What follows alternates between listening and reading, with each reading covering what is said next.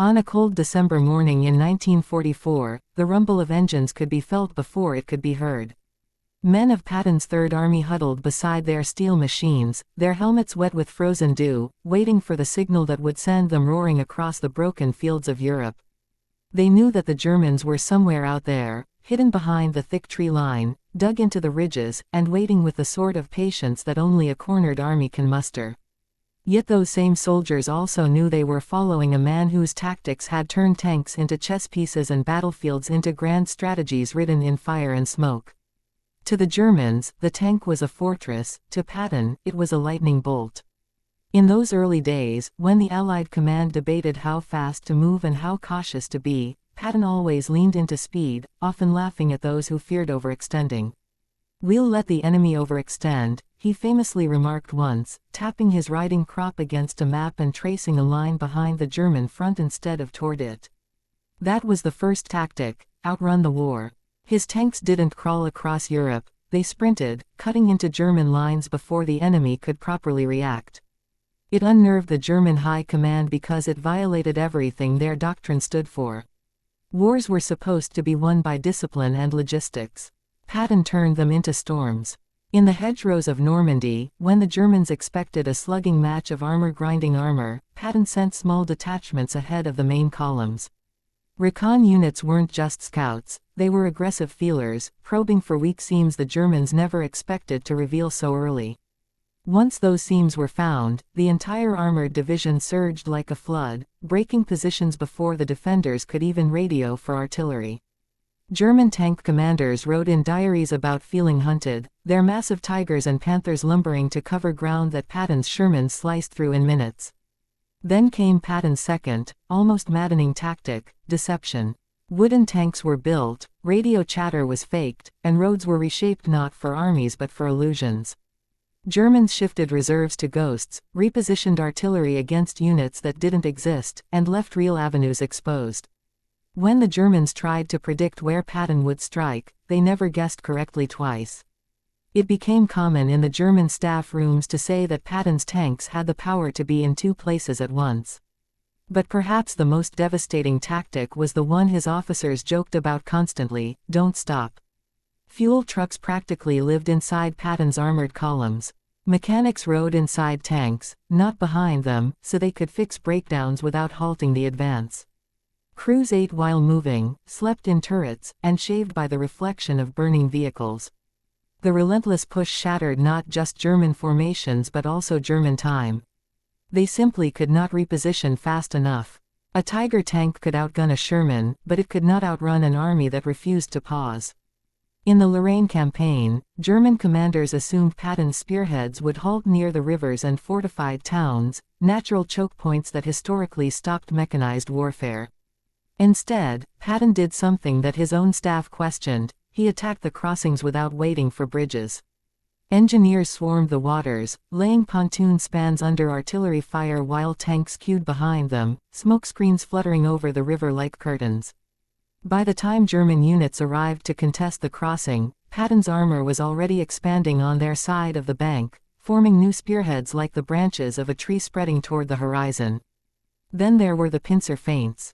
Patton would threaten both flanks, forcing the Germans to divide their armored reserves, only to suddenly collapse all force into a single central corridor. The Germans called it the squeeze that doesn't squeeze, unable to understand how an attack that looked wide would ultimately punch narrow.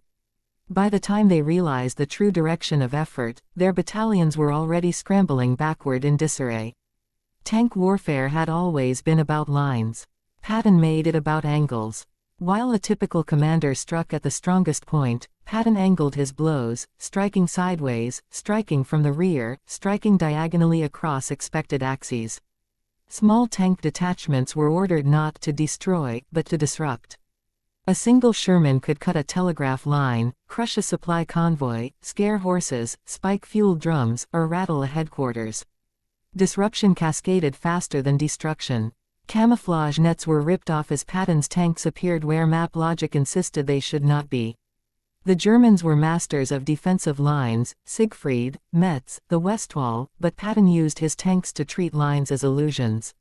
When Germans dug deep, Patton went around, and when they tried to extend, he punched through. His columns didn't care about geometry, they cared about collapse.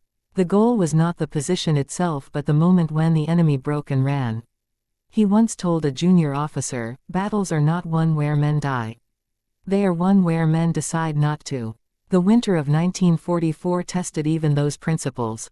During the Battle of the Bulge, when the Germans smashed into the Allies with their own armored surprise, the world expected the Allied forces to fold backward or freeze in place. Eisenhower asked who could relieve the besieged 101st Airborne at Bastogne, and only Patton answered fast enough to matter. In secret, days before the attack even began, he had rehearsed the impossible, pivoting an entire army 90 degrees in the middle of winter.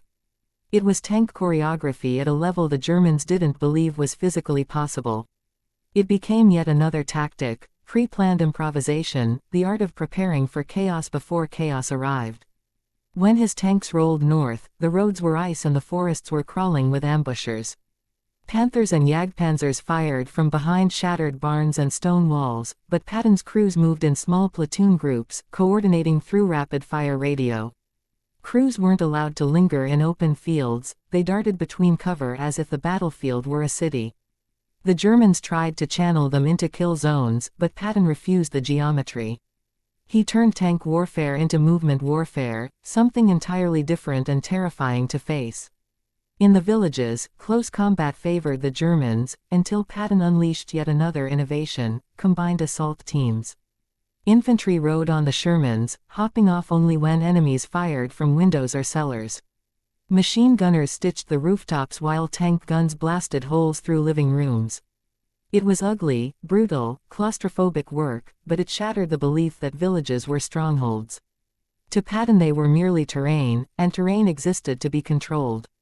By the time Bastogne was relieved, German commanders whispered that Third Army tanks moved like wolves. It was not flattery. Wolves don't attack frontal, they encircle, harass, exhaust, and isolate. When Patton finally punched through the Rhineland, even Hitler remarked bitterly that the Americans had found their own Guderian, a mechanized genius who understood war as speed and nerve. Except Patton was different, he turned nerve into policy, and policy into fuel. The 20th tactic was the one no textbook ever recorded: psychological velocity. Patton made the Germans believe he could do everything faster than they could react. Even when short on fuel, ammunition, or armor, his tanks advanced with the swagger of inevitability. A German general captured near Saarlautern confessed under interrogation that his units abandoned positions not because they were outnumbered but because they were outpaced. "We did not fear being killed," he said. "We feared being surrounded before we knew we were attacked." And so the German war machine, famous for precision, discipline, and engineering, was not smashed by superior cannons or armor plating, but by 20 intertwined tactics that turned time, space, and momentum into weapons sharper than steel. As Third Army tanks rolled toward the heart of Germany, burning roads behind them and collapsing fronts ahead, the final truth settled in the minds of those who lived through it: Patton did not conquer Germany by force alone, he conquered them by speed of thought. In war, thought is the final weapon, and Patton wielded it with the force of artillery.